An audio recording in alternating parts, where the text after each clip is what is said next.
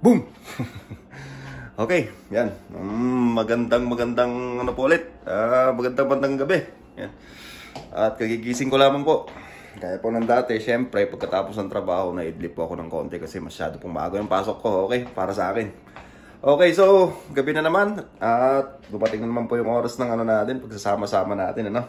Okay. So, yan po. Yan po ilulutuin natin, smelt fish. Yan, smelt. And then, nakakita po ako sa ref ng tirang ng tirang pechay. Siyempre, lalagyan po natin yan ng siling green, tsaka siling pula.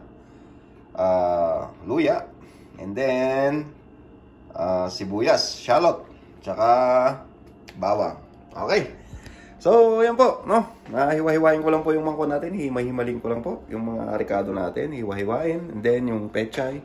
And then, yan. Balikan po agad natin kapag nahiwa-hiwa na sila at ready na po tayo sa ating pagluluto. Okay, balikan po natin kaagad. Saglit na saglit lang po.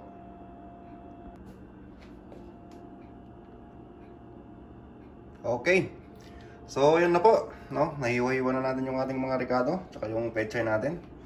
Ang ating pong green chilies, bawang, sibuyas at yung ating pong luya. Okay, yung red na chili, ganoon na po. Alright, so umpisa na po natin ang pagluluto, no?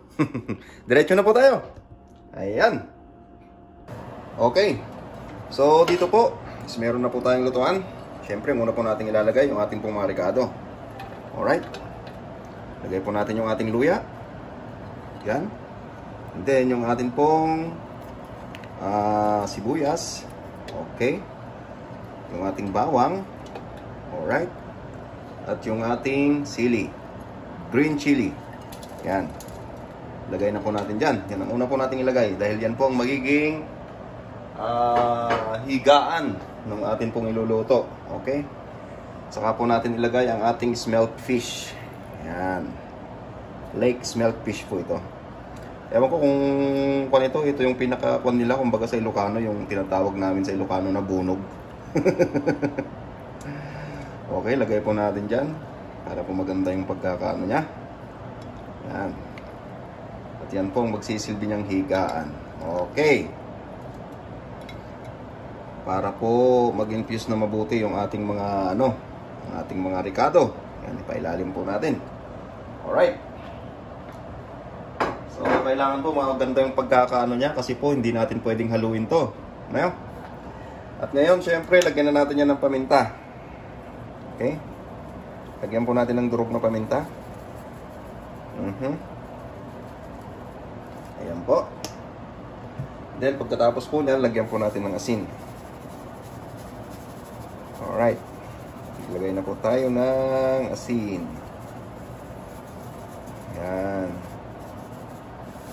Pagkatapos po natin lagyan ng asin, syempre, pupura na rin po natin ng kaunting magic. Pupura na rin po natin ng kaunting magic ng ating niluluto. Okay. Oops, tama na. Para may apat na gamit pa sa magic natin. Magtipid tayo. Okay. So, ang pan po natin ilalagay is maglalagay din po tayo ng patis. Yan. Papamuyan po natin siya ng patis. Yan. Okay. Tama na po yun. Papamuyan lang po natin. And then, lagyan na po natin yan ng tubig. Okay. Yan. Konting tubig lang po. And then, lagyan po natin yan ng suka. Okay. Ayan. Alright. And then, saka po natin i-on. Yan. And then, takpan na po natin. Okay. Balikan po natin mamaya kapag kumukulo na siya. Alright. So, yan po. Kumukulo na po siya. Check po natin yung ating niluluto. No? Okay. So, sa punto kong yan, natunaw na po lahat ng mga nilagay natin na mga pampalasa. Gawin po natin is tikman na po natin.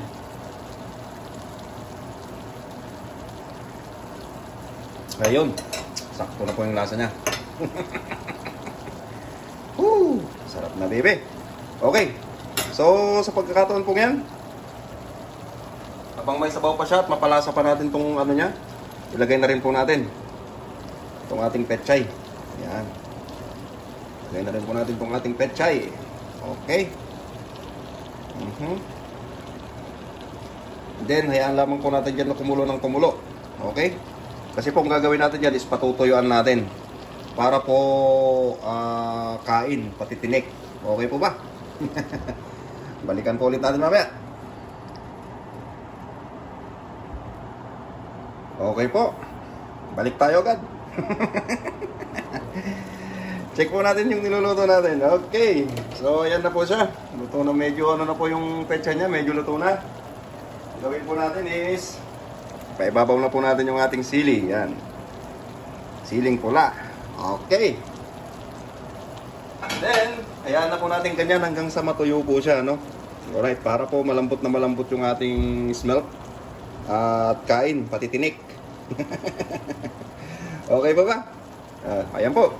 Balikan po natin mamaya pag medyo nadadry na siya. Okay. Okay, so balikan na po natin. Yan po. Patuyo na po siya, no? Ang gawin po natin ngayon is patayin na natin. Yan. Alright.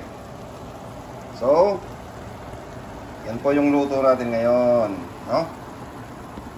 Yan po yung luto natin ngayong gabi. Okay? Ang ating pong paksiw na smelt fish. Okay?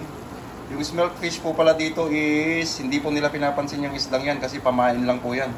Ginagawa nilang pain kapag namimingwit sila ng mga isda. Tapos, hindi rin po nila alam lutuin kung paano luto ang gagawin nila. Okay? So, yan po yung luto natin ngayon. Tuyo. Yan. Paksiw na tuyo. Yan. Na smelt fish. Okay? So, yan po. No? Kung nagustuhan nyo po yung mga ano natin, yung video natin ngayon, yung luto natin ngayon, maraming salamat po. Like po kayo, comments, yan. At mag-suggest po kayo ng ano, ng mga lulutuin natin kung meron po kayong nasa isip na gusto nating lutuin. Okay. So yan po, maraming salamat po ulit sa patuloy po ninyong panonood ng ating mga video. Yan. Okay. Thank you. Maraming salamat po at magandang gabi po sa inyong lahat.